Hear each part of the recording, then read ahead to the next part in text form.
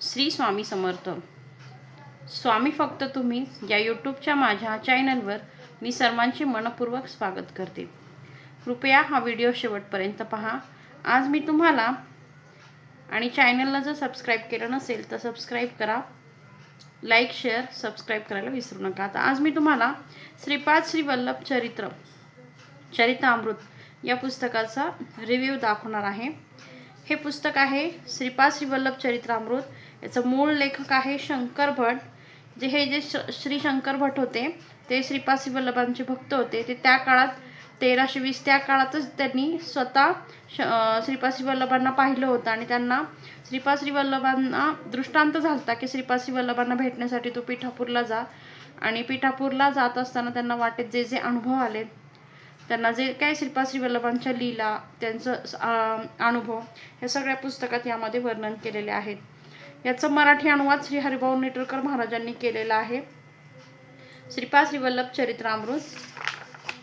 श्री दत्त भक्तांनी आयुष्यात एकदा तरी या चरित्राचं पारायण म्हणू नाही शकत, पण तुम्ही वाचन तर नक्कीच करा.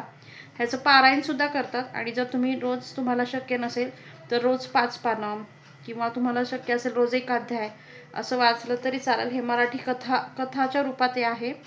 याच्यामध्ये इथं दिलेलं आहे बघा. इथं 1320 श्रीपाद श्री वल्लभ हे दत्त अवतार होते. त्यांनी इसवी सन 1320 मध्ये भाद्रपद शुक्ल चतुर्थी गणचतुर्थीच्या दिवशी कृष्ण यजुर्वेद शाखा महाराणी सुमती देवी यांच्या पोटी जन्म त्यांनी घेतला होता. अप्पलराज शर्मा आणि सुमती महाराणी यांचा पुत्र श्रीपाद श्री वल्लभ यांच्या बाललीला या प्रत्यक्ष भगवान बालकृष्णाच्या लीलेसारख्या अत्यंत मधुर व अद्भुत आहेत. आणि पिठापूरमध्ये त्यांनी 16 वर्ष तर कुरवपुरात त्यांनी 14 वर्ष अशा अवघ्या 30 वर्षांच्या कालावधीत अद्भुत असे लीला चरित्र दाखवून स्वभक्तांना इह परलोकातील शाश्वत सुख प्रदान केले. आणि आता ह्याच्यामध्ये तेच प्रत्येक श्रीपाद श्री वल्लभांचा बालपणीच्या लीला प्रत्येक त्यांनी जे काही केलं ते सगळे ह्या चरित्रामध्ये दिलेलं आहे. तसंच पिठापूरला जात असताना त्यांना जो काही अनुभव आला वाटेत, परत प्रत्येक देवस्थानाचं महत्त्व, प्रत्येक पूजेचं महत्त्व याच्यामध्ये दिलेलं आहे. की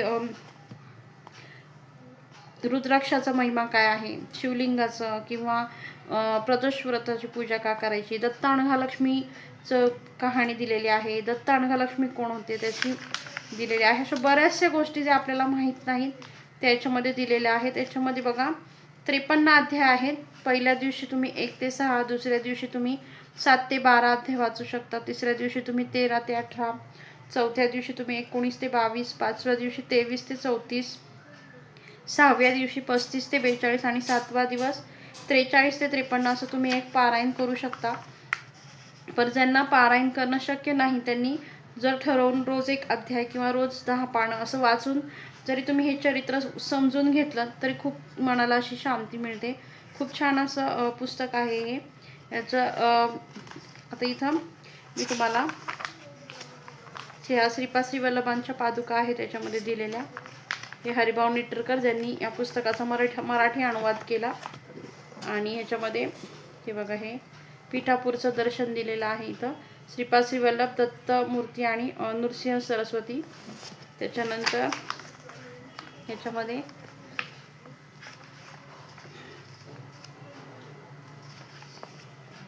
हे बघा श्रीपाद श्री वल्लभांची सांगितलेली त्यांनी 12 अभयवचनं सांगितली.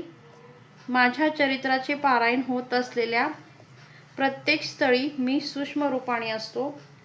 मनो वाक काय कर्मना मला समर्पित असलेल्या साधकांचा मी डोळ्यात तेल घालून सांभाळ करतो. मी पिठापूरमध्ये मी प्रतिदिन मध्यान्ह काळी भिक्षा स्वीकारतो. माझे येणे दैव रहस्य आहे. सतत माझे ध्यान करणाऱ्यांचे कर्म ते कितीही जन्मजन्मांतरीचे असले तरी मी ते भस्म करून टाकतो. अन्न हेच परक ब्रह्म. अन्नासाठी तळमळणाऱ्यांना अन्न दिल्यास मी त्या दात्यास नक्कीच प्रसन्न होतो. मी श्रीपाद श्री वल्लभ आहे. माझ्या भक्तांच्या घरी महालक्ष्मी तिच्या संपूर्ण कलेने प्रकाशित असते. तुमचे अंतःकरण शुद्ध असले तर माझा कटाक्ष सदैव तुमच्यावर असतो.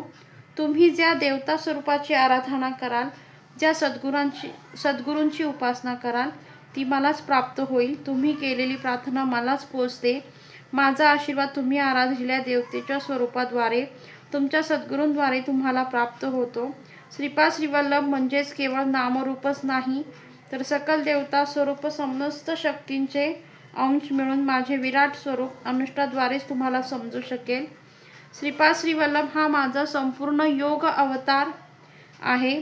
जे महायोगी महासिद्ध पुरुष माझे नित्य ध्यान करतात, ते माझेच अंश आहेत.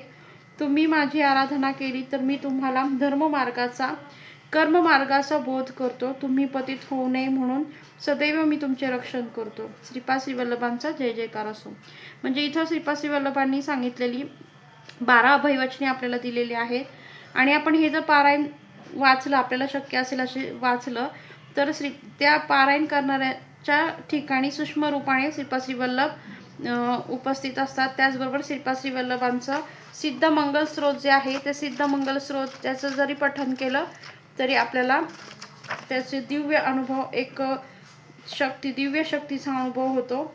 तर हे चरित्र तुम्ही नक्की, जर तुम्हाला पारायण करणं शक्य नसेल तर तुम्ही ह्याच्यामध्ये मराठी कथा स्वरूप आहेत, तर तुम्ही रोज एक अध्याय वाचला तरी चालेल, किंवा तुम्हाला रोज शक्य असेल तशी 10 पानं 5 पानं ठरवून जरी तुम्ही वाचली तरी खूप छान असा अनुभव येतो. आणि दिगंबरा श्रीपाद श्रीवल्लभ दिगंबरा हा जप करत करत तुम्ही या पुस्तकाचं वाचन करून पहा. खूप सुंदर असं पुस्तक आहे. याच्यामध्ये खूप आपल्याला माहिती मिळते. दत्तगुरूंचं, अनेक देवांचं, अनेक तिथली तीर्थस्थाने कशी तयार झाली त्याची खूप छान अशी माहिती आहे. तर नक्की या पुस्तक वाचा आणि कसं वाटलं ते नक्की कळवा. धन्यवाद. श्री स्वामी समर्थ.